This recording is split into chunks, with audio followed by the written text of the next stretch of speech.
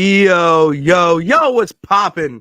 All my peeps, it is I, your host, the most Renaissance man who always thinks he can, and champion of the peeps, Patty Pitts, back in the yard streams for another edition of the Smackdown Breakdown, part of Pitts and Sara's wrestling show. And you can't be breaking down Smack It Down without the best of the West. You can't forget about Sara Marshall. What's poppin', girl? Hey, yo. Hello. Hello. Oh, man. My throat is raspy. Ugh. Oh, it's your turn to be sick. I know. Yeah, it's my turn. That's why we slept all day. And it's been a rough one. I'm not usually used to being this me, sick. By the way. About to say. Really. But yeah, we're a little bit under the weather. Not too crazy, but you can definitely hear it with the voice. Body's a little weak. So Sara, now it's my turn to be sick and you to be the healthy one. Yep, apparently. Welcome aboard. All aboard the sick train. Mm-hmm. Like that. See, there you go. What's up, Damon Fowler? Happy Sunday to you. Nathaniel, Mac Jones is gone. That is correct. Yep. It's weird. We don't know how to feel about that. Let's go late. No, all right. But I am excited for Raw. How dare you? I'm wearing green in honor of my Celtics. My Celtics boys. Yes, beating the Suns last night. I thought about going to the game, but tickets were so expensive. So I was like, Well, Suns are good, so well, yeah, but you know that there's going to be those weirdos that are like, well, Devin Booker wasn't in. It's like he hasn't been in over a week, so it's not like he only missed this game or something, you know. Yeah, no, I hate when people throw that excuse out. Yeah. Oh, but I got to, yeah. So I thought it was a pretty good show. Like that was it. Like. I mean, it wasn't a bad show by any means, but nothing really crazy noteworthy happened, except obviously for the main event or the Avengers Saga WWE edition. But like everything just kind of did its job. Like you weren't disappointed, you weren't overly enthused, you were just content, I would say. About how the show kind of feels like they don't have as many plans for WrestleMania on SmackDown as they do on Raw. That's kind of how it felt to me. It's like, okay, so we know that it's going to be, the Bloodline and Cody and then Io and Bayley. And it's like, okay.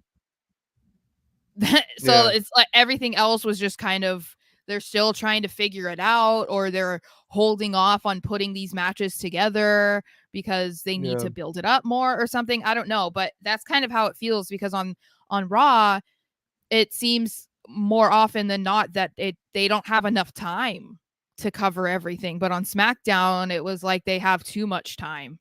Way too much time.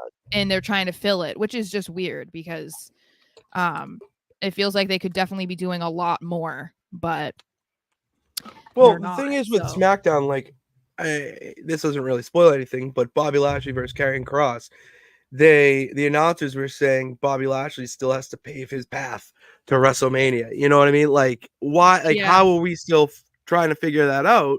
Yeah, and we're only a few weeks away, and it's Bobby Lashley of all people. Yeah, it's weird. It's frustrating, but then again, like SmackDown, it does feel like that is where the only gaps are. I would say, is how SmackDown and Raw are competing against each other. It doesn't feel like, it feels like Raw is really ready for WrestleMania, where SmackDown is like, all right, like who makes sense to be here without it being a stupid battle royal or multi-man match. But that's what I think we're going at, is that they're just like preparing for these multi-man matches. I wouldn't be surprised if part of the issue is because of Cody being from Raw and coming over to do the Bloodline stuff. It's possible that that's why, because if it was like a SmackDown superstar, then that I don't think would be as much of an issue. But obviously there was no SmackDown superstar that was like in contention to even replace Cody. Not even close. Not even close. But yeah. So we can just jump in if you like. So the show started off with Logan Paul. The hey such a whoa, so ugly, such gross music. And I would say most of what he said, who cares? Okay. The one thing I did think was entertaining though was his reaction to the what chants, because now that he knows what they are, it's just funny because he knows how he needs to talk or not talk in order for them to be able to get the what chants in. And he was letting us know, I'm not going to entertain it with you guys today. We're not doing it. So he tried, but they were doing it anyway. And I thought that was funny. But basically, the entire point of him being out in the ring wasn't even about the United States Championship, really. It wasn't about what he's going to do at WrestleMania. That's really not what it was about. It was basically about him announcing that Prime Hydration is now the first official drink sponsor of WWE, and they have made a deal to have the logo of the drink in the center of the ring mat for every single pay-per-view starting at WrestleMania. I have so many thoughts on this, and the biggest thought of all is that I absolutely hate it, because there were talks about this happening because of the Endeavor deal, because it was a partnership with UFC. And of course, if you've ever watched a single UFC match, then you know their ring mat is covered in their sponsors' logos. And I really was saying, okay, I don't want this. I don't want this in WWE. It's not the same. They're not UFC. Like, this isn't the same at all. And I was kind of glad to see that a lot of people agree. A lot of people are not happy about it. A lot of people do not want the logos in there. And I do think it's distracting. I think, first of all, with it being just one logo, it's distracting because it's the only one in the ring, right? So it's like the only thing that you can focus on. Yeah. But then I also just think there's a difference between UFC and WWE. Like, I don't know how to describe it, because I mean, there's going to be people who are going to say that it's not really a distraction in UFC, and obviously you're trying to watch the fight, so you can't say like, oh, it's a distraction in WWE because you're trying to watch the match or whatever. Obviously it's the same. You're trying to watch both fights in both companies, but I don't like it. And like you said when we were talking about it briefly before we started recording, that I'm just like, I am a classic gal. I just like your mats. The ring is sacred. It is. So that's why I hate it. I don't like it. I don't mind, and I totally get where you're coming from. Not gonna disagree with that because all those points are valid. I just see it more in the sense where everyone's doing it, and we are in a completely different, but it's professional wrestling though. I know, but if you look at like AEW, they have it, TNA's done it, and that's how you make money at the end of it.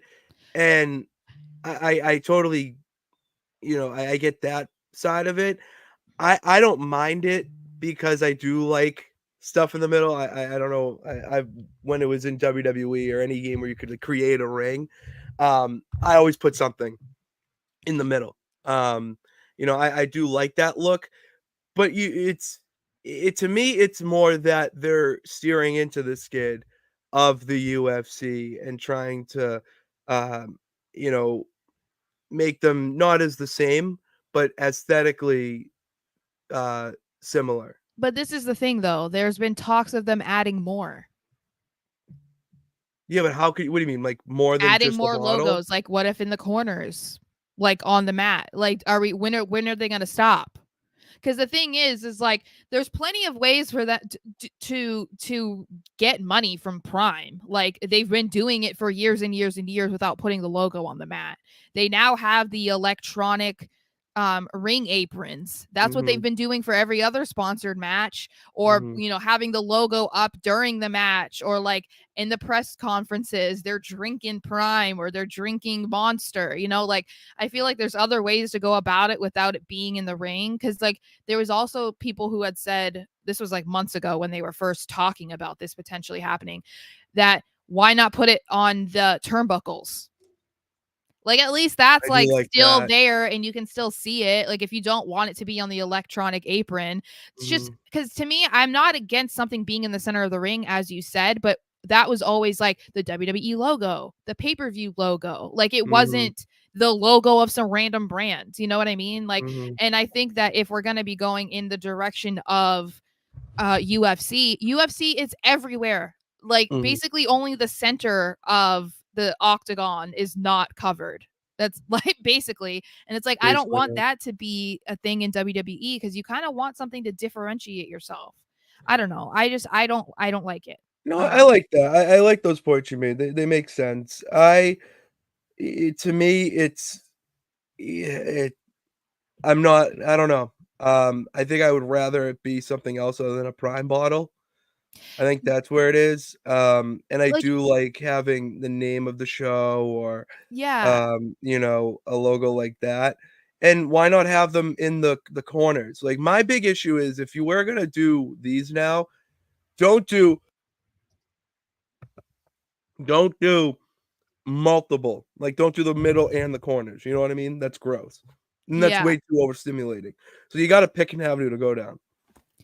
yeah. I think the I think yeah, it's gonna depend on where they go from here and what their plan is. Because if you're going to be adding more um logos, then yeah, like what are we gonna do? Just start like putting them everywhere or whatever? Like because then I think that does become even more distracting. Because I mean, right now it's a giant Prime bottle that's red and blue in the middle is very distracting. So Mhm. I don't know. And it's not even like I have to say this too, because if anyone's going to try to accuse me of it being because it's Logan Paul, it's not because it's Logan Paul. I would feel this way if it was Slim Jim, if it was Oh, Monster yeah. Energy. No, it doesn't it matter it the wouldn't brand. matter. No, no, I Um agree there, absolutely. uh um okay, so let's see. We have Damon saying that he is not a fan of Logan Paul. Get him off my TV. Um Vinny says that he thought that it was a spot.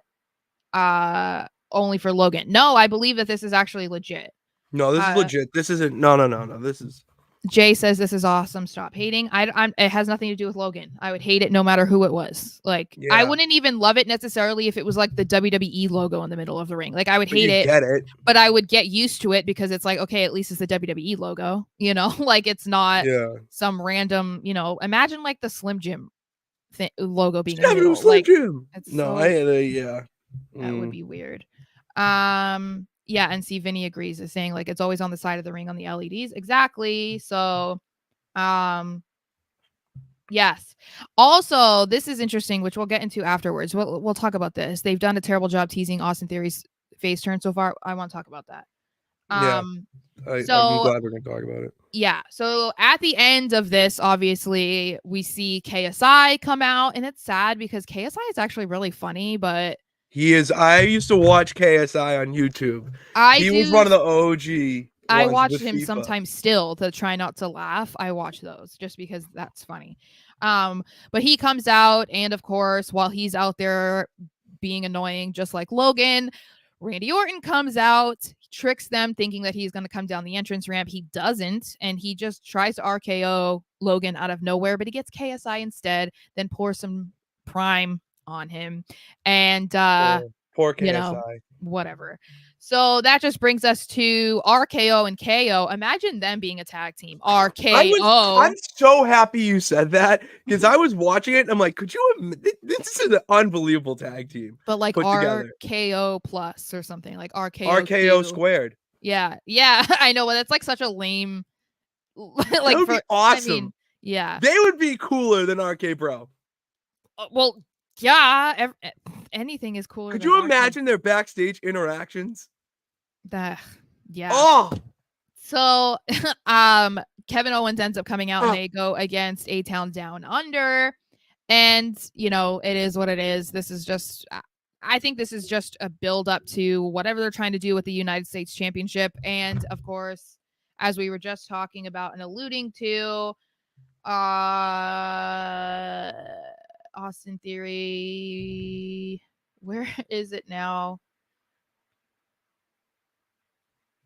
Why? Oh, here it is. Okay, I'm like, I couldn't find it. Okay, so they have been teasing an Austin Theory face turn recently, which I am here for, because I can't tell you how long I've been advocating for this man to be a babyface, and people are coming for me every single time I ever said it.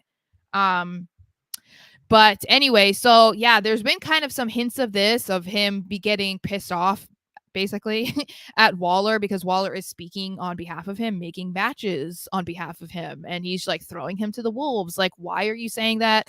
I will be willing to go against Randy Orton. Like, who are you to do this for me? Exactly. So they keep doing this, and I feel like the timing is interesting, because we're heading into WrestleMania. So is it really an appropriate time to be trying to push Austin Theory as babyface? I don't know. It makes you wonder if maybe they're both going to be in a multi-man match for the United States Championship, and maybe Theory turns on Waller in the match or something. Mm-hmm. It's the only way I feel like that would make sense, because otherwise I don't really see the point of trying to do this right now.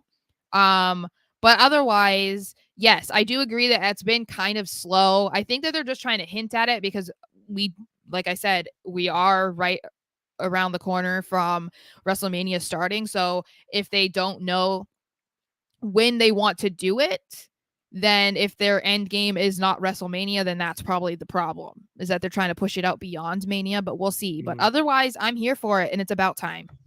Maybe they do something at Mania with Waller in Theory that's like the catalyst. You know what I mean? Like, you see it in his eyes. They do like maybe a close-up shot of Theory, and like that is the, we'll say, like, I forget the phrase, but signal that it's coming very soon.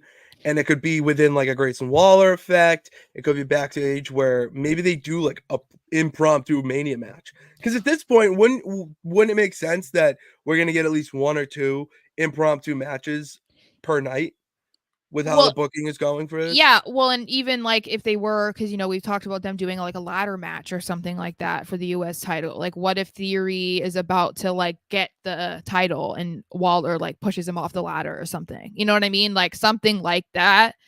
I really wouldn't be surprised about that happening. You're not even listening. I am listening.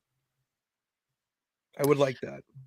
But yeah, that's my thinking as of right now. So hopefully they keep going in that direction, because I really do think that's what they need to do with Theory. I still kind of feel like Theory needs to be moved to Raw at this point, because it just feels like it's just kind of stagnant with him. No, I don't hate the A-Town Down Under thing, but I feel like it's kind of run its course. Like, there's just like Waller doesn't need him. They kind of did it obviously to benefit Theory, and it's just like at this point I'm just kind of like, okay, it is what it is. Like, I feel like we got what we needed out of it. So like, it's time Waller to move on. doesn't need a sidekick anymore. Yeah, that was something that I think on Smackdown when he first debuted, it was like he needs a punching bag. He needs someone to, be that, extra level of heel against to really push down.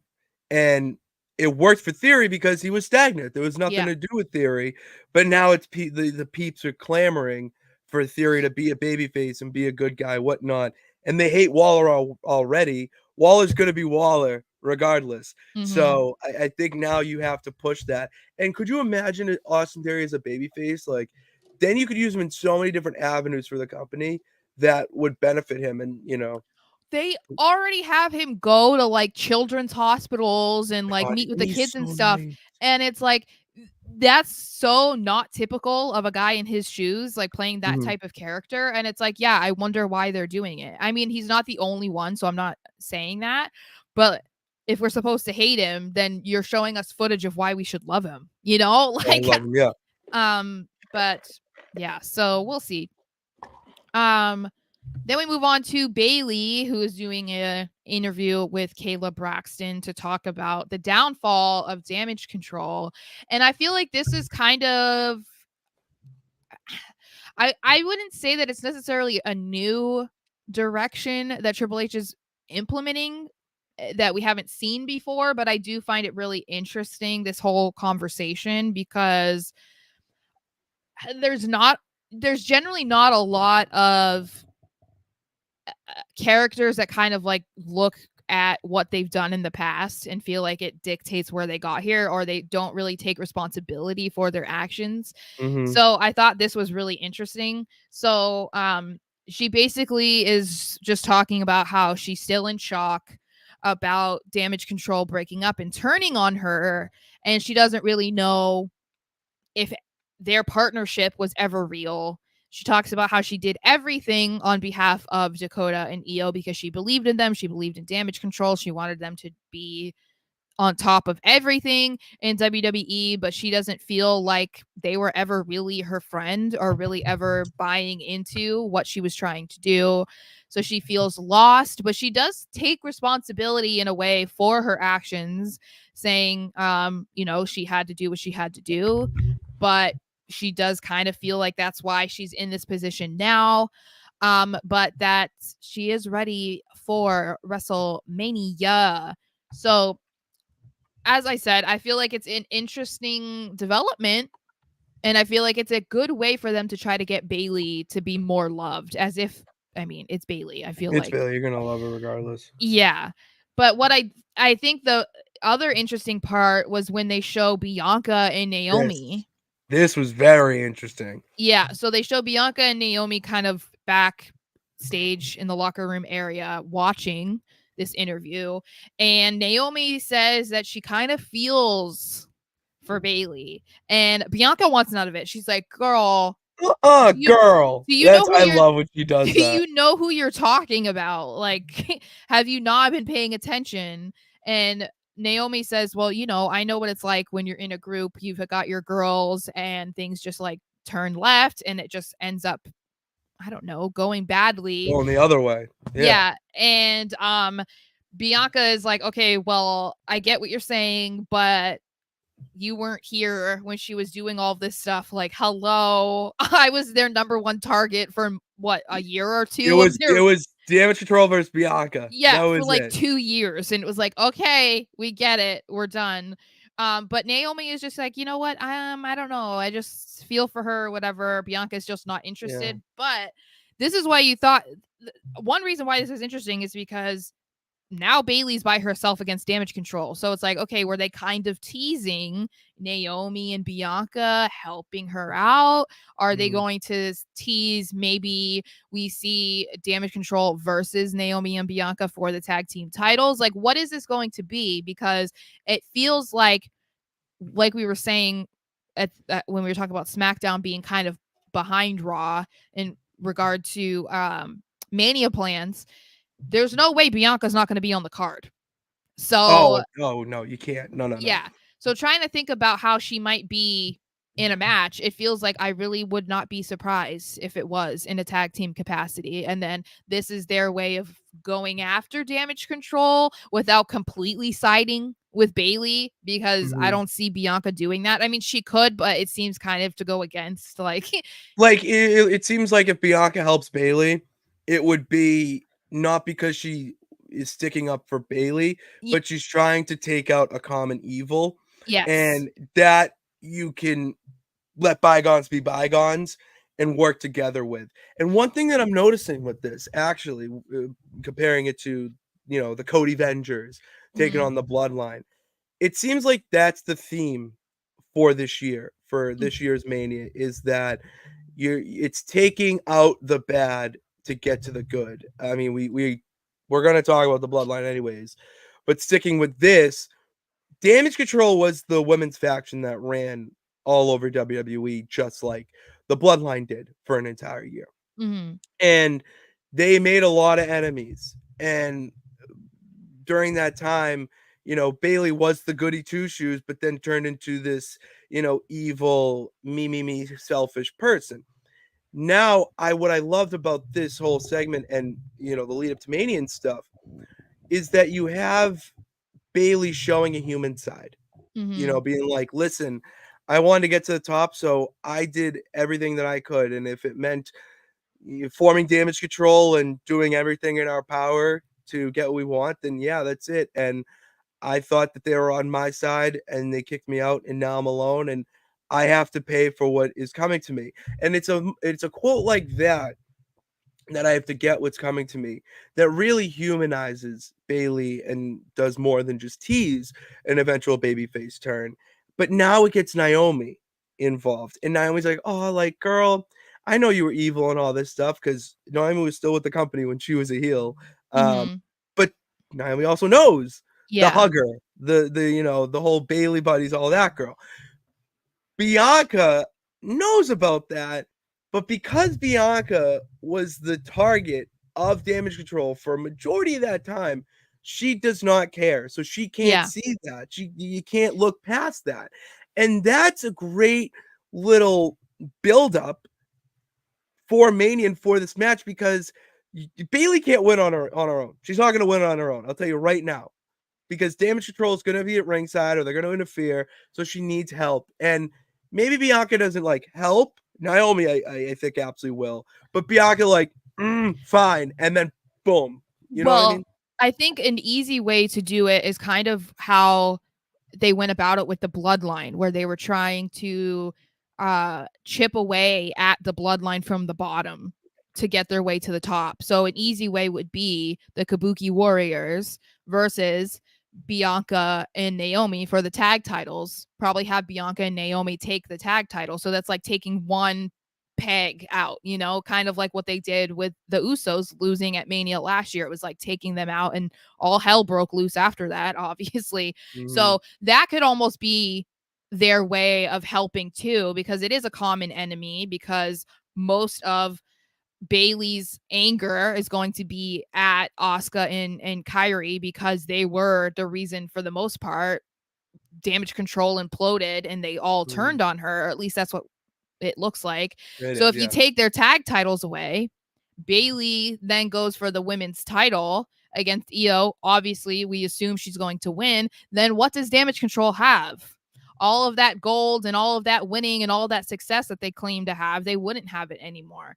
And by the time Bayley went against by the time Bianca and no wait yes by the time Bayley went against Io, they would Mhm. already be weaker because the tag titles were gone.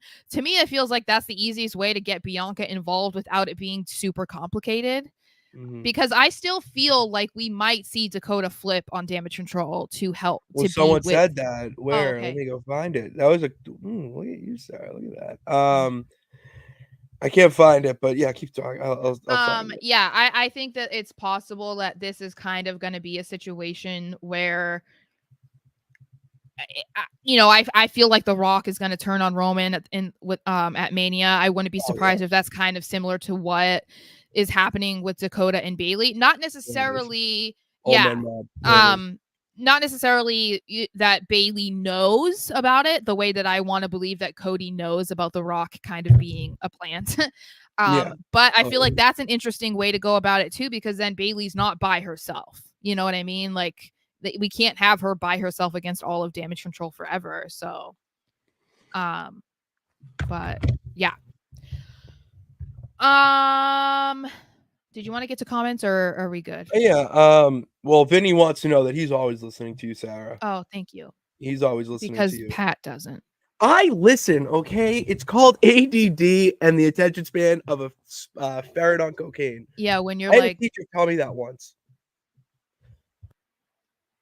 well, that's I had a weird. teacher legit tell me that I was a ferret on cocaine. That's really Gotta love weird. private school. Um, no way Dakota does a double cross. I had hope Oh, before to turn him. I mean, but here's the thing: Dakota's just known for turning on people. I would love for her to do the ultimate like double turn though. I feel like that would be pretty cool to see her turn on Bayley and then turn on damage control at Mania. That would be pretty sick. But it also plays into the fact with damage control that if she does a double turn, the Kabuki Warriors and Io, like, that feels like their own Yeah. damage control. Yeah. And Dakota could be like in it now and they're for her, but then she could be like, this isn't it. Like, I miss the good old days, like, now it seems very clicky even for me and, all that. Like, I could see them doing that. It's Yeah. because, I mean, it's pretty much just Joshi wrestling. It's Joshi's faction in WWE, which is awesome. It's great. Now you have, you could do something with them and Dakota be like, I don't know. I could be a fan of that. I love Yeah. Dakota too. How can you not love Dakota Kai? I want to see her with a belt in in 2024. Oh, I'm getting so much love on Twitter for my draft. Like actual love or like heat love? No, I think people actually like it. Nice. I'm so confused. No, I know. Someone You're not quoting used to it and getting saying, love. "This is the best mock draft I have seen." Thank you. Yes. And then this person using the pick they just traded Mac Jones for to draft a quarterback is just cold. I didn't realize I did that. That is pretty cold. Whoopsie. That is pretty funny. Oh well, That is pretty whatever. funny. If we gotta move on, then we gotta move on. You know what I'm saying? Yeah, I agree. It just I'm not you like gotta move thrilled on. because I feel bad for him, but it is what it is. All It is right. what it is. So we see Bobby Lashley taking on Karrion Kross, and we were told that the Final Testament and the Street Profits were going to be banned from ringside. So we thought that this was going to be a pretty good match. I was kind of excited about this match, low-key, just because, we try to be supportive of Karrion Kross in the Final Testament just because we've been like, okay, this is good. They built it up to be really good. I feel like it's been a little bit flat since, but Karrion is not a rag doll, so it's not like throwing him to Bobby Lashley is just going to be another not like a glorified squash match in a way. He was actually able to hang with Lashley, so the match was actually pretty solid until AOP came out, of course, to disrupt the match, and you got to do it right. Which then prompt the Street Profits to come out. Scarlett also gets involved, which then brings out BFAB, and we were like, "Hey, girl, hey." So to me, this feels like a potential Mania match. I don't think it's going to be Lashley versus Karrion Kross. I think it's going to be possibly 4-on-4. We could see Bobby Lashley, Street Profits, and BFAB versus the Final Testament, including Scarlett. I think that's a Mania match waiting to happen. And don't make it a traditional 4-on-4. Like, No, make it an do all-out some sort war. of do some sort of eerie twist to it, like some sort of stipulation that seems like would be something that the Final Testament would want, like Yeah. that would make it a little bit more interesting. And then it's hard to say because it's like, okay, that should be a moment maybe Bobby should win, and it's like, oh wow, because they overcame the stipulation. But I feel like the Final Testament needs the win. But at the same time, I'm like, Bobby didn't even get a Mania match last year, so I feel like he No, you deserves gotta give it. him the win. But You gotta give him the pin at this Mania. I agree with that. And the Final Testament, the peeps can agree with me here in the comments or not, because I know you just keep up with AEW. But I get a lot of House of Black vibes from the Final Testament. And one thing the House of Black does that I love is they have this stipulation called House Rules. And that means they have like it's 20-second count outs. The opponent gets to announce or pick one stipulation for the match. I know Julia Hart took on someone for the TBS title, and she enacted house rules. And the rule was like no moves off the top rope. I'm not saying that for Mania, but something like that would be really interesting because you get this ominous figure in the Final Testament being like, okay, you're under our rules, whatever that is, but the last choice is you get one. What is your thing you're going to bring to this match? And then that gets the fans also involved because it's not, them taking over. It's like now you're getting behind them as well because they have a choice and, that psychological theory. I think it also makes it just more interesting for the fans to watch because like a typical 4-on-4 or whatever is not that thrilling. I guess it could be even I don't know, because sometimes I feel like, those tag matches where it's like literally not even really a tag match. Like it's like everybody's just fighting at the same time. Like even that I wouldn't be opposed to. Like it's a lot to try and watch, but I feel like a standard like 4 versus 4 tag match, tornado tag, whatever. It's just kind of like, No, yeah, I agree. like there has to, I if you're agree. going to do this match, it feels like you're just trying to get them on the card, which makes sense given the fact it's Bobby Lashley and the Street Profits. And obviously the Street Profits were in that wild tag team match last year. They're not in that same position this year unless they do some crazy tag title tournament or something, which they've been alluding to, so we don't know. But they all deserve to be on the card, and then you're trying to make the Final Testament into this big thing, so yeah, they should be on the card as well. So I feel like it spicing it up in some sort of way at least makes it more entertaining, and maybe people would look more forward to this, because I could see this being a match where people aren't like, oh, I really want to see that, or bathroom break, you know what I mean? But it's like, I don't feel like that's necessarily the case. No. So if you put a stipulation on it, then people are going to be more interested. Yeah, and it seems more and more every day we're getting close to the WrestleMania 2000 type of feel where it's maybe one. I mean, not as bad because the only singles match on that card was the Cat versus Terry Runnels. So, or Tori versus Terry Runnels. Like, we're not gonna get that bad, but Yeah. I'm totally okay with making like 80% of these matches multi-man matches, because there's so much going on. There's so many people that low-key deserve to be on the card.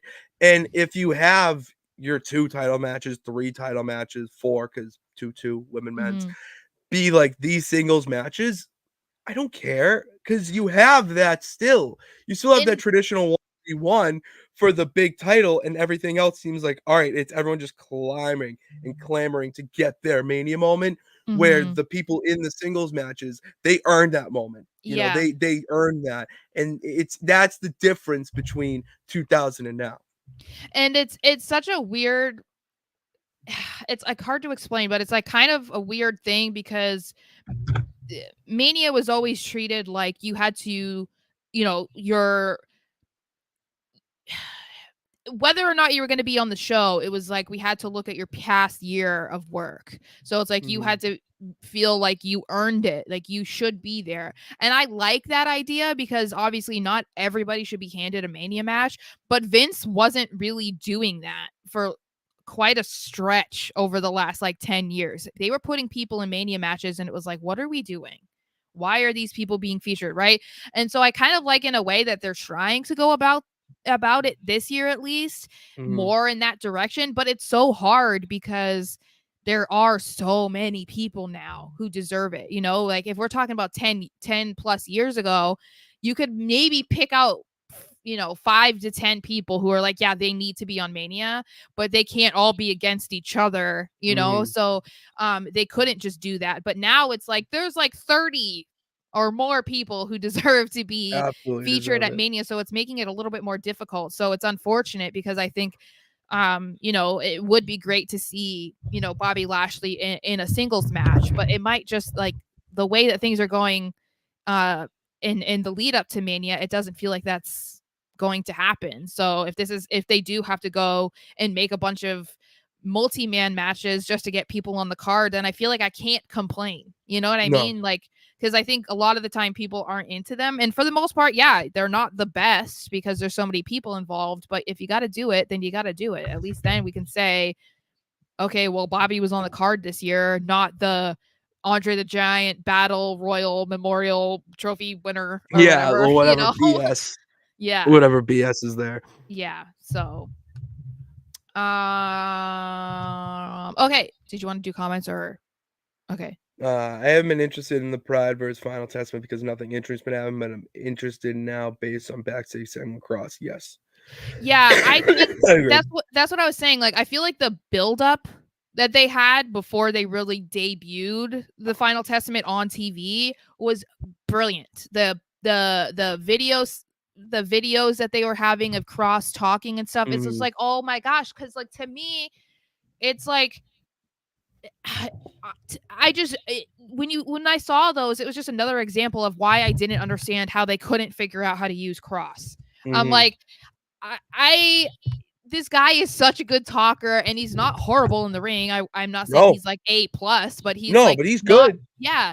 So it's like, to me, it made absolutely no sense that they just kept bombing on what they were trying to do with him. I get trying to get away from what his original gimmick was and what ended up getting him like booted or whatever, but I feel like it shouldn't be as difficult as they're making it, because but this is the thing, I think he's just falls in line with what I've said for a long time, is that Triple H has issues making legitimate heels. Like I don't know if it's just Triple H, it's whoever, the writers, they have issues making heels to get you to hate them. And I think that somebody like Cross is kind of falling in the crosshairs, because you know, when you're a guy like Drew McIntyre and he's kind of like a wishy-washy heel, because like he still gets cheered for, even though it's like he's a bad guy, but as we've said, it's like rooted in common sense, you know, but he's Drew McIntyre.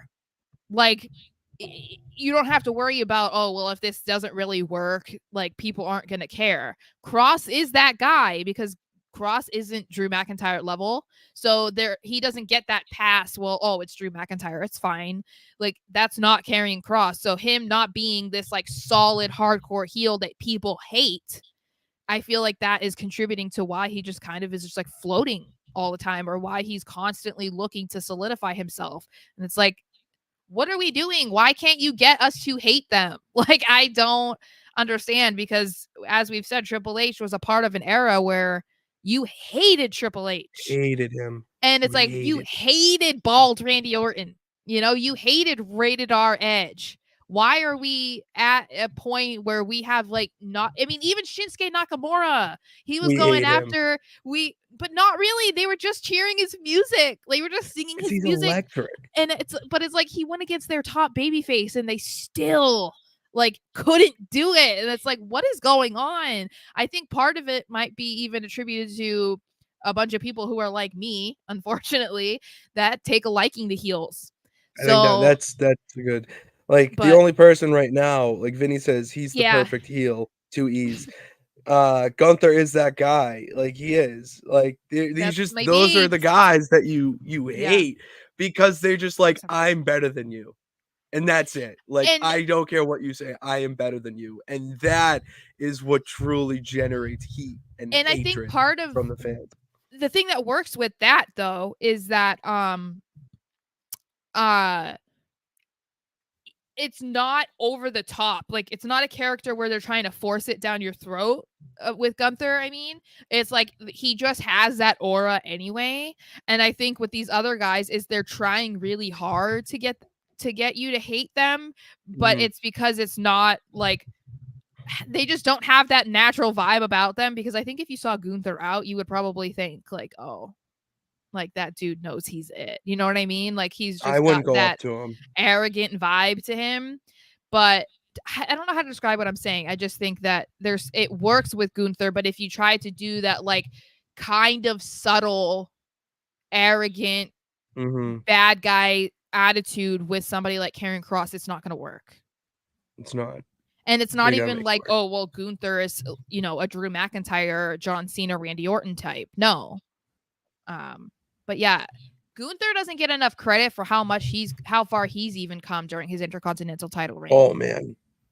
Oh man, he's came a long way. Don't even get me started on that. We don't need that. And yes, David, yes, he is. Yes, King Gunther. That's my ring general. That's my ring general. Yes. Yeah. Ring is there any other ones that you're trying to get to, or no? No, we're good. Okay. We're all just saying the same thing. Okay, so then we see Legado del Fantasma appears to be starting a new feud with Dragon Lee, who is back on SmackDown after being pushed back down to NXT. Apparently, I don't know. I think LWO made a trade because the way they made it sound, the way they made it sound last night, that we're the only group or whatnot up here, and then Dragon Lee comes back up. It's like, okay, so they push down one Latino faction, but then you got to remember Dragon Lee's back, and he's the OG, or not OG, because it was actually the OG Rey Mysterio dude was Santos, but Yeah. now you have who Ray crowned the future of I'm here Lucha for it. Libre, and Santos got pissed, and I that know. is what's rooted, and I love that. I Yeah. love I that. love the connection there, which I guess is good for why, because I think I guess you could explain that's why they've had Santos and the LWO feuding for so long, because it feels like, okay, dude, like we get it, Mhm. But I guess if this was their plan to get when Rey Mysterio comes back to then infuse this and then have him and Dragon Lee versus them, I am so excited. That's I'm so gonna be a hell of a excited. match. What if that's Mania? That could be a Mania. A tag match? Yeah. Night 1? Yeah. That's a night 1 I show, I would love match. that. I would love that because Dragon Lee is so good. I am so glad that he's back. I mean, it's fine. He was on NXT, that's whatever, but I just loved having him on SmackDown because he's so good. And it's funny because you can tell that people in the audience kind of forget how good he is, because when he's doing these moves, you hear like, oh, like people are just like, oh my God, like they forget. Blown away. Yeah. Yeah. So basically, yeah, they're just making fun of him, thinking that he's some Rey Mysterio like super fan, and that's why he's wearing a mask and why he was wearing a Rey Mysterio shirt. And they just like picked on him like he was the little bully, like the That little was they kid at the bullied him. playground. I felt bad. I know, even pushed him down. Like they even just were Yo, like, you little kid, like get down. And yeah, so I guess they're going to be continuing with that. And I think they said Rey Mysterio is back next week. they So did. I assume we'll see something. Obviously, we do see Angel, which is funny because it's like Angel Garza. They only introduced him as Angel and Humberto, but they were going by Berto too. And I was like, do not do that.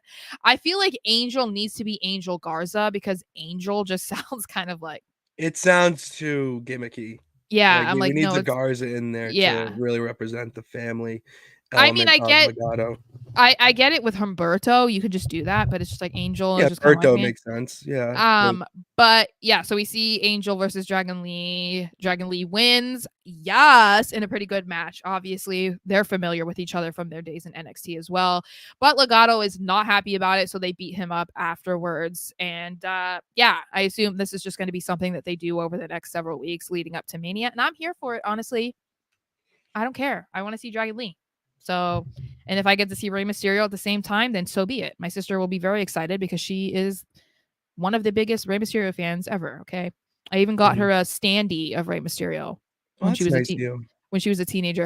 It used to scare the crap out of me when I would go in her room because it was in the corner. He was in the corner. Oh, that's that's scary. That's like, Yeah, oh geez, hi, yeah, because there. it looks like someone was staring at you, and because he was yeah, and he was like not much taller than us, which is funny. They made him taller in standee form because he's only like 5'4".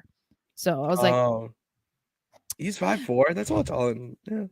yeah, Oh, no, they've been billing him at 5'6". He's like 5'3", 5'4". Because if you look at him next to Kevin Hart when he did the Kevin Hart's like cold tub show or whatever it's called, yeah. they make a joke about them being like about him being taller than Kevin or whatever. But it's like, That's so funny. and it's like because Kevin Hart's only like 5'3". Yeah, Kevin Hart's a little tiny dude. Yeah, so Rey That's so Mysterio funny. is as well.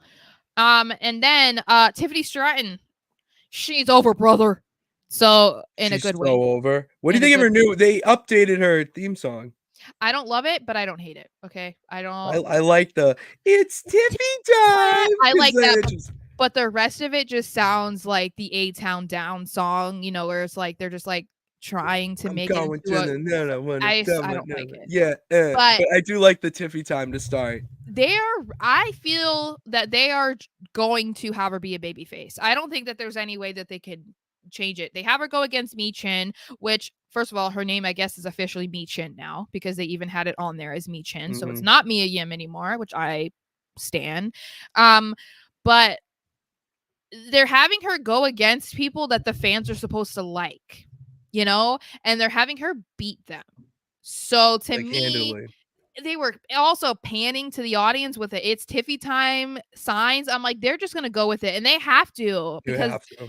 um I just love this though because I think this shows you in a way it could be both, I guess, but in a way, it kind of shows you the difference between the NXT audience and then, a SmackDown or a Raw audience where they're definitely familiar with them, but they don't react the same to them, Mhm. So it's like Tiffany was a heel in NXT. Then she comes up to SmackDown and she's getting cheered on her first night to the point of her being in Elimination Chamber, and people thought she was just like, oh, she's just a random one in there. Maybe it's because Jade wasn't there or whatever, right?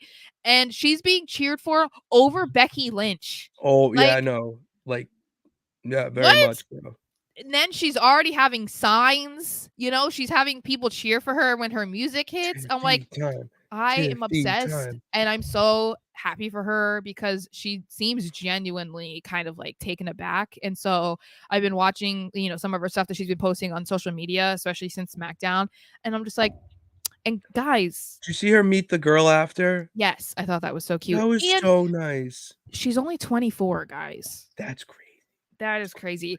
And I'm happy for her because I think that, as we've talked about before, she kind of fits that mold of like the divas era, the way she looks and the character. She's very girly, and like her character is very I don't know, like High School Musical Sharpay, Oh, like she takes a lot of inspiration yes. from her, So yeah. that's such a divas era type of feel. And so I like that obviously she could back it up in the ring clearly, and that the audience is actually embracing her instead of trying to repel her, because I think a lot of the girls that were in the divas era, people didn't like Kelly, people liked her, but they didn't like her. And I it's like, liked her. yeah, of course you did. I had a poster on my wall. Of course you did. I didn't. But yeah, I'm excited to see what happens with Tiffany. I don't know what they're gonna do with her, but she had a good match with Michin. It was pretty quick, and I think part of it was more so they're trying to build a story for Michin instead of it being anything for Tiffany. But I don't care. I wouldn't even say it's a critique, but it's something that I want to see where I'll know that she's going to be it. Is the prettiest moonsault ever. I want her to just run up there and do it instead of grab the ropes and do it. It's great. I don't want to say like I'm negative and all this, but once she gets to that point, because she's going to, I know she will. Once she gets to that point where she can just run up, hit the 1, 2, 3, and hit it, that's gonna be electric. Because look at when she hits it like already. That was a perfect moonsault on Michin. The prettiest moonsault ever. It was the prettiest. It was so good. I believe that she has said, or it's been said, that Ludwig helped her perfect it. That would make sense. Yeah. That's just that Imperium blood. I was a little bit iffy about them, but they're so cute. I can't. Yeah, see, age don't matter, girl. Well, it's just the way he looks at her when she's talking and stuff. I'm like, oh gosh. Why? That's so nice. I know. I'm saying like, oh gosh, it's so cute. Like it makes me sick. Okay. Is it's what that, I mean. yeah, okay. It's like, oh, I want that. Is what I'm saying. But I didn't want to just. I just want someone to look at me like that. Me too. I just want someone to look at me the way my dog looks at me when he's hungry. That's all. When he's just like looks at you so lovingly. Yeah. Yeah. I want that. So speaking of Michin trying to figure stuff out, a big reason for that is because the demise of the OC, apparently, which I want to be like, hey, the OC isn't NXT. Let's get Tama Tonga on the show so he could be with the OC. Oh my god, it'll be electric. Yeah, so they're going to be trying to do something with Michin, but in the meantime, AJ Styles wanted to explain himself because obviously we were all sitting here being like, this man really flew thousands and thousands of miles all the way to Elimination Chamber in Australia just to make sure LA Knight couldn't win. So he wanted to just let everybody know that he did it because LA Knight walks around like he owns the place, and he actually doesn't belong in the locker room, and he is not that guy. He's sick of his shtick. He wants to steal his momentum, and so he just wanted to make sure, I'm going to be there. I want to take an opportunity of this moment, and I'm going to put him in his place. Okay. And so it was like, okay. It's kind of funny that they waited 2 weeks to have AJ kind of explain this, but I mean, I guess it is what it is. Better late than never. I don't know. But so I'm here for this. They're continuing that, which I'm kind of like, okay, so they're still hinting at the possibility of LA Knight versus AJ Styles at Mania. And I'm kind of okay with it.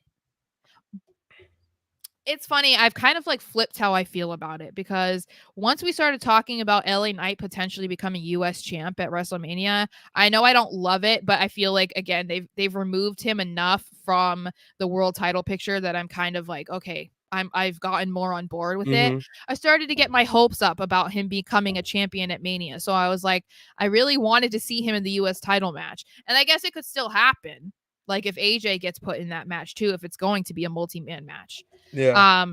But I feel like I might be at that point where I'd rather see him there instead of him versus AJ. Yeah, because we want to see him with a championship. That's the issue. But this feud could be legendary. I mean, AJ Styles and LA Knight going at it, like that's just a legendary feud. And So we're caught up in what do we really want? I know, Yeah. and I kind of feel like, LA Knight becoming a champion, I think, is mostly what people want to see. I don't know that it really matters for him right now for it to be at Mania. It'd be different if it was maybe the WWE championship down the road, like if it's his first time winning that title, then maybe, yeah, you'd want to see it at Mania. But Mm-hmm. him winning the US title, I kind of feel like it's fine if we don't see that at Mania. Like, as Yes. long as we can maybe have that going at some point, whoever ends up winning the US title, because it's like, We see if Logan it's Paul. not LA Knight, then who is it? I don't know. Like Randy doesn't need it. I would like No. to see KO, but he really doesn't need it. So Yeah, I know. I wonder, no, I maybe, don't, Nathaniel. I what don't if want to they see Randy Orton win the US title. I don't think it makes sense. what I if they had don't care. Austin? Oh, it's Austin Theory's already been US champion a bunch of What do times. you Never mind. mean he's already been? He was the one who I carried the know. torch. I know. I was just gonna say it would be a good way to get him to be a babyface. I was just gonna say it would go along with what I was saying, where Yeah. maybe he can make sure that Waller doesn't win or something. I don't Mhm. know. So it's possible. I mean, if anything, they could both be in the US title match, and then that can still spark something. I don't know. We still have no idea, is what I'm saying. No idea. But then we see LA Knight. He was not thrilled about what Mr. AJ Styles had to say, and he beat the No. crap out of a television. I So that know. That was poor TV. he was Like, really going at it, he was giving it his all with those chair shots. I know, Like, but yeah, yeah, yeah, he was really yeah. sending a message to Mr. Styles with that. He was. I'm curious to see how this goes, because there is no clarity in their situation. There's no clarity on the US title situation, and we're getting really close to Mania for there to not be clarity. So, it's going to be it was just 4 weeks. So it was just a month. So, by this SmackDown, it'll be almost 3 weeks. So they have to figure it out now, man. They're going to have to. No, they do. Yeah. So They gotta we'll figure see. it out. Don't don't even tease it, Vinny. It's not gonna happen. You're just trying to Not with that attitude. suck up to me now. You're just trying to suck Not up. that he is trying to suck up a little bit. He's just trying to get kudo, like bonus points. Don't do it. Oh, Don't do it. it's like, all right, they were doing it, but yeah, okay. You're mad at my No, banner? it's because I know I could feel the negativity there, and You don't even know what I'm gonna say though. So I have no idea, but yeah. I'm leaning, like, I love The Rock. I'm sorry, but like I love the way he was presented on the entrance. Maybe the talking, I do give you a little. I'll give it to you there. Like, he is gonna be repetitive, but I mean, yeah, I'll just let you go before I say my piece, because I kind of have a lot to say too. Okay, so the Bloodline, they come out at the end of the show. Granted, I think they were given about 20 minutes, and apparently that wasn't long enough, but we'll get there. So they come out, and then they want to be acknowledged, which I thought was kind of interesting. Roman changed things up a little bit. Instead of saying acknowledge me, it was acknowledge us. Acknowledge my bloodline brothers. And that was when we hear Cody is making his way out there, and it was him and Seth, and they were paying homage to the Shield by coming in through the crowd. Oh my god, did I ever tell you I was at, was it SummerSlam or a Raw? You Maybe it mean was, I don't SummerSlam, remember. probably. And Roman came through the crowd literally in the row next to me, and I was on the end. So my sister and I like touched his arm or whatever, and it was disgusting because he was covered in oil. Oh, covered in oil. That baby And then I oil, was like, oh, it's Roman Reigns right there. It was very weird. It was like, because I remember when we were sitting there, I was like saying to my sister, I think this is where they'll come through. Like, they're going to come through right here. And then, so I got really excited. And then it was Roman, and my sister was like, oh, because she loved let me Roman. touch the arm. Yeah. So, anyway, so they come in, and they're all in the ring together, and Cody is like, I think we just need to like soak up the moment because this is a sold out show in Dallas. That was so Cody Rhodes. I know. I know. It was like, I'm like, he's like, hold on, guys, I have some business to do. I am the guy in the company, so I have some things I need to say. Like, it's in my contract. Like, I need to make sure that we let everybody know that this is a sold out show. Okay. Like, but it was cool. I will give him that. Like, it's kind of insane that in the same ring you had Seth, Cody, Roman, and The Rock. Like, that is a pretty insane moment. I think it's when you still think about the fact of that, like I said, sometimes that I still, it trips me out in a way that Cody is where he is. Yes. Because I was a fan of Cody for so long, where I was just like, I dreamt of these days. And now it's like, it's mind boggling to me sometimes when I'm like, wait a second. He's a VIP meet and greet. Like, he used to be a part of, like, you paid $40 to get in the door, and he was one of the ones that you were like, oh, okay, maybe I'll go meet him. You know, like, if he's not there, who cares? Like, I told you, I went to a SummerSlam and his match was cut. So it's like that. Those are the days of when I was, you know, the biggest Cody fan ever. So this is still weird to me. Yeah, the fact that he's having a match with The Rock, like, what the fuck? But anyway, it's insane. Yeah, so I mean, you know, it is what it is. This is just kind of what you expected it to be. They trade insults. The Rock doesn't want to hear what either of them have to say. I love that he's like doing a play-by-play, like he becomes John Madden essentially, and Seth is just like over it and just like tells him to shut up, because it's like, yeah, we know, dude. We know what match you want. We know what the stipulations are. We know what you said. You said it last week and the week before. We already know.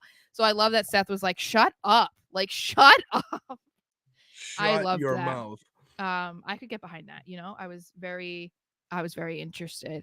The Rock was not too happy about that. And I love that he called him Mr. Midlife Crisis. That was good. That was a good one. That was a great save for him because of all the people that were so mad about him saying Diarrhea Dwayne. But hello, guys. Diarrhea Dwayne was so cringe. That's why the audience started chanting it unprovoked. When they chanted diarrhea, I was in tears. Like, unbelievable. And Seth was just like, I know, because it's just like, it was awesome. Because the thing is like, I understand why people want to say it was cringe or whatever. I don't agree, because I'm like, guys, you're cool with The Rock saying meth heads. You're cool with saying, like, he talks about pie and strudel. You know what I mean? Like, a lot of the stuff that he says is like corny and cringy, but you love it because it's The Rock saying it. You're mad that Seth said something that made you go like, but it's like, it's along the same lines. It's like, I don't know what poking fun at the simplicity of a nickname. And that's why it's so funny that so many people were leaving comments to me on our YouTube video about it, being like, first of all, I had a couple people actually like thank us for letting us know that was what it was, because they were like, one person, I think he said, I'm a grown ass man and this went completely over my head. Like, thank you. See, we love that honesty though. Yeah. Like, I'm okay if you don't know, but then we tell you and you're like, oh, okay. Now I won't, like, I didn't know that, because, you know, and that's what we're here for. Yeah. Like, so, that's what it was. We're not. Yeah, and all the other people getting mad is just because, you know, that comment you posted, you're a Rock fan, you're not a Seth fan. That's why that comment you posted, I was ready to go to war. You saw my give. I was ready to go to war. Oh yeah, did you guys see that he hasn't? I didn't put my response in there. Okay, but I responded and all I said was "Okay, boomer." That's all I said, and he has not responded. Incredible. Yeah, he hasn't responded. If you guys want to see that nasty comment that was left on a video. One of our videos. Sarah, you can get your hate all you want. That's fine with being a heel, but like, that was just That was a little much. Yeah. Well, you're already losing, one, when you have to stoop low to start name calling, and two, when you have to write a novel. Yeah, that was a whole ass essay. That was a 5-paragraph essay. And all because I said it went over your head. It's fine. He was making fun of The Rock. Like, that was his response. Like, you were that mad. But okay. I don't know everything. Yeah. It's just, but when I'm informed, I'm appreciative. So yeah, it's just it was bizarre. Anyway, so Seth does end up eventually saying that they accept the match. So we are going to see The Rock and Roman Reigns versus Cody Rhodes and Seth Rollins on night 1. Whoever wins determines, I guess, kind of the stipulation for night 2 of Cody versus Roman. So I assume we're going to see Roman and Rock win night 1. And I think it's so crazy to me. I had people argue with me saying that I was wrong, that Cody's gonna win. Guys. Well, because here's the thing. If Cody wins night 1, then you can't have the bullshit of the Cody Vengers taking on the evil power of the bloodline. If they you can't have that. If he wins night 1, he's losing night 2, in my opinion. Oh, I don't think that, but I feel like that's how I'd go into night 2. That's how you would. Okay. I would think that meant he was losing. I think that they want to make it as difficult as possible, and you can't take down Godzilla, okay? Without having everybody else join him. You know what I mean? Like, you need people to go against the big guy. If he's you have to be. This is the last Bowser level in Mario. Great Nintendo reference. Great Nintendo. You need all of his little baby Bowsers to come out and help him, and Cody needs all his gang. You know, he needs Luigi and Waluigi, and he needs Princess Peach, and he needs Wario and Yoshi. He needs all of them. That's gonna happen. See, it's easier for me to say that because Nintendo. I get the end game. I'll take the Avengers one. Yeah, I can't because I haven't seen them. So because imagine because Captain America is Cody Rhodes, hands down. That man is Captain America. Yeah, and then you have Thor. I don't know who the comparisons are, but all those guys going up against Thanos, the final boss of Roman Reigns. Seth could be Thor, whoever. You have that element where it takes all 3 of them to just be you're done. We're so sick of it. And it needs to happen. That's gonna be so cinematic, and that is a way to end Mania and launch the company into the new era. But I think that people are also overlooking it feels the only appropriate way for Roman to lose. Mm-hmm. You know, you can't. It's everybody knows that whenever Roman loses, and I hope it's night 2 at WrestleMania 40. Whenever he loses, he is not going to be pinned clean. It's not going to be a one-on-one match with no interference, no anything. That's not going to happen, because if that's all it took, then how come nobody could beat Roman for 3.5 years? That doesn't make any sense. So it's going to have to be he exhausts all of his options, every possible cat he can take out of the bag to try and make sure that he wins. He will do that. That's probably why we're going to see a ton of Bloodline members show up at Mania, because he's going to do whatever he possibly can to try and make sure he walks out of Mania with the title. And this time it's not going to work, because Cody is going to have his own bloodline. Obviously it's not going to be actual Rhodes bloodline, but you know what I mean. So we see, so they finally do this, but then this is where I feel it gets a little bit weird. So the Rock had already, first of all, one comment that was weird. Roman, honey, this is why I'm telling you guys, Roman's not a good talker. He can't interact with people. He can cut a monster promo. He's come a long way. But after Seth accepts the match, that awkward fake laugh into, you're just going to let Seth answer for you. You're going to let a cross-dresser answer for you. I'm not trying to get all it was so offensive, and I'm not trying to get there. But bro, really? You guys wanted to come for Seth Rollins for Diarrhea Dwayne, trying to say it was worse than suffering succotash. And your king comes out and says, you're going to let a cross-dresser answer for you? Please. That is like the funniest turn of events in less than a week, in my opinion. Like, that's what your king pulled out? It was just lazy to me. That's just all it was. I didn't really get offended by it because it's wrestling. I just saw it was like offending people. Oh, people. Absolutely, people were offended, but it was just more lazy.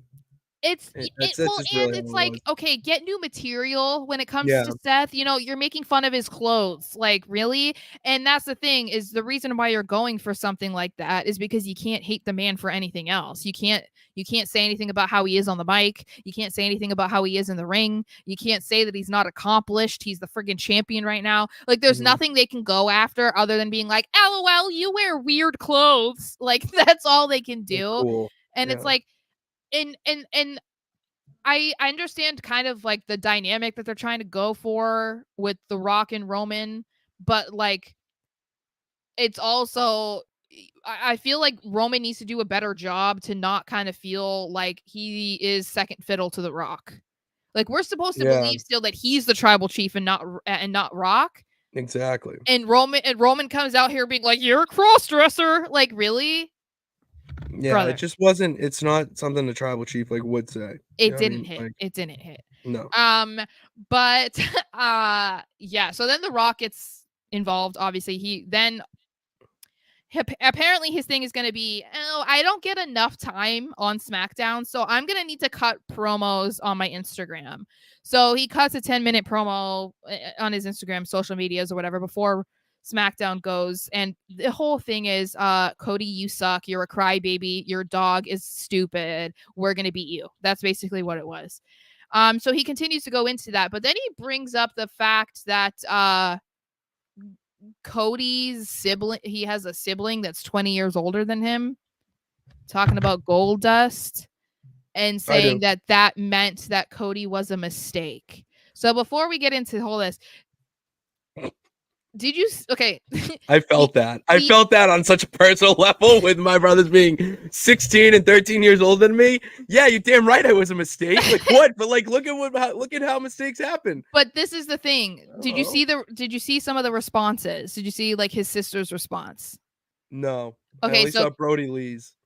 His wife. Yeah, Brody Lee's wife, yeah. So Teal, who is Cody's sister, she responded and said, my brother and I are only 3 years apart. Because it's like, yeah, it's only Dustin. Dustin is like 20 something, close to 20 years older. Yeah. It's like, okay. And I loved Brody Lee's wife because, like, of course she's gonna come and defend Cody, obviously. Yeah, obviously. But the complete irony and what he's saying when Simone is down in NXT, you know, is 20 or whatever, however old she is. And then he's got like a 5-year-old and like a 3-year-old. He's got the pebble. Like, what are we? This is again why I'm like, Rock, like, get better material, bro. Like, I get that people are entertained by you, but it's not like you aren't a public figure. People know that you have 3 daughters and that there's a massive age gap and whatever. Like, it's just so weird. Can we talk about how it's okay to have massive age gaps in families? Yeah. Okay. Well, I got 16-year-old a brother who's 16 years older than me, a brother who's 13 years older than me. One's in Hollywood, the older one. And like, I don't know, I find it hilarious. Like, it's kind of awesome. It's more common than I think people realize. Way more common than I thought. I went to school and found out a kid is in a similar similar situation as me. And I was like, oh, I'm not the only one. That's cool. Yeah. So after hearing that, Cody slaps The Rock. And that is how SmackDown ends. And part of the reason why I say the Bloodline do the same song and dance is, one, because it's just the same BS, a different day. I'm not like super enthralled with, I mean, even with Cody stuff, it's not like I'm like, oh, Cody's coming out there and like doing a bunch of new stuff. It's just like, I mean, I'm glad that we're seeing more face-to-face stuff this year than what we saw last year in the build up to Mania, because we were calling that, you know, Cody Rhodes versus Paul Heyman. And I'm glad that we didn't get that this year, or at least not yet. The Rock is not going to be on Mania next week, I don't think. SmackDown next week? Yeah, he is. Yeah, SmackDown. I don't think he's on SmackDown next week. Or maybe he is on next week, but not the week after. He is on, he misses a week of SmackDown. Okay. But the other reason I say it's the same song and dance is like they weren't given enough time. Like, how was 20 minutes not enough time for you guys to say that? Because then after the Smack, WWE did post like the video that we missed because, of course, everybody didn't see the rest. And nothing really happened. That's it. It's like they just exit the ring. Like, okay. So I'm like, that's part of the reason why I take an issue with it, because I'm just like, guys, come on, like, clean it up. Like, the last week you had 40 minutes. They got 40 minutes. That's crazy. You had 40 minutes to yourself of a 2-hour show. You then get the main event time slot. You get 20 minutes and it's still not long enough. So it's like, come on, you know what I mean? But I mean, I guess that it is what it is. People are getting excited about it. The Rock is still not even a super over heel at this point. Oh, I think he's got some point. Okay, I can give him credit. I don't love the Instagram promos and stuff like that. I told you I don't like them, but like, I feel like he's really trying. Like, yes, even though I criticize, you know, your brother's 20 years older than you or whatever. It's like, you're a mistake. That is such a, you know, like you said, you can relate to that. So you can like hate on someone for being like, what, you know, with The Rock saying that, you can kind of be like, WTF, because it's like, you're insulting me, you know? So it's like, you're insulting me, Rock. Yeah. I have been personally victimized by The Rock. So I can give him credit because he is trying. He's even going for he's going with the like not so common route of trying to get heel heat, and then he's also just grabbing the low-hanging fruit and just trying to do anything, because I mean, he was cheered for quite loudly, not as loud as if he just returned out of nowhere, obviously, but he was still cheered for. And it's like, after everything he's done, and he's going after Cody, beloved Cody, and he's still not getting booed. So I can credit him for like trying. It's just again, it's just like, people at this point are still not used to seeing The Rock enough that they're ready to boo him. So we'll have to see. Let me see. Let's see. Oh, Vinny says, who's messing with our queen? Check it out on Twitter. I posted a screen grab. You did. Yeah. That was just one of the comments on one of my YouTube videos. And the only reason I even posted it was just because it was so long and obnoxious that I was like, all right, you deserve to be recognized on Twitter, because it was ridiculous. I thought it was a little bit much. Yeah, Vinny says it's going to be a war on night 2, all the good guys versus the bloodline. I'm excited. Entertainment agrees that Roman did not look good up there. I think it's going to play a part, like the way he's behaving, like a scared little puppy or whatever. It's going to play into when The Rock turns on him. That's what I'm excited about. And Vinny agrees that it was out of character for WWE. It really was. I think that Roman just like took it. I don't think that he ran that by anybody. He didn't run that by. And I'm sure he probably got scolded by Triple H in the back. Yeah. Because like, let's be okay. That's Triple H's guy. Yeah, I'm not gonna clip this or anything, but like, it's I understand why people were offended by it, but also in the big scheme of things, considering the history of WWE, it really wasn't that bad. And that's the thing that I think people were failing to separate, like the context of when he said it. I think because people are like, "Oh yeah, you're so sensitive. What did you watch WWF? Like you wouldn't have lasted in the Attitude Era." And it's like we're not in the Attitude Era. We're not there anymore. That's why we're saying like, "Oh, that was iffy. Like maybe he shouldn't have said that," because we're living in 2024. We're not in 1999. If he said that in 1999, that would be like a good night, you know, where it was like, "Oh wow, they didn't really say anything controversial tonight." We're living in 2024 where you can't say things like that. Yeah, you got to be more creative with what you say. That's one thing I've learned. And you don't want to offend any of your audience as much as possible, you know, like, okay, apparently this was good. Entertainment says Roman could have said, "Seth, why are you doing this? Your knee is bad. Your back is failing. Yeah, you say I barely show up, but look at me and look at you. I'm healthy and you're broken down." Exactly. That would have been really good. again, go after him in that way instead of talking about his clothes. Like, come on, Roman, you literally wear like suit pants to the ring and a pair of red sneakers. Like, what are we doing? Like, what are you talking about? Exactly. But anyway, that was SmackDown. That was SmackDown. It was not a bad show, Sarah. Not a bad show. Did what it needed to do, and it pushed you along until Raw on Monday, which we will be back for the Raw Rewind on Tuesday, 6 p.m. same time. And yeah, that's all we got. Thank you guys for tuning into this edition of the show. Make sure you hit that subscribe button and bell notification to know when we go live. And also follow all of our social media platforms in the links in the description below. Oh, and we have our affiliate link is in the. Oh, yeah. Go check out that affiliate link. I don't remember what the percent off is. Maybe 10%. I don't know. I'd have to look. It's still check it out. Yeah. Check it out. Check it out. Check it out. Go check that out and join us back here on Tuesday for the Raw Rewind. All right. Thank you guys for tuning in. God bless. Remember that you could do it. All you got to do is try. We'll see you on Tuesday. Let's see if I can do it. Nope. Too heavy still, but nope. Why do I have the balloons again? I don't know, because you're just so great.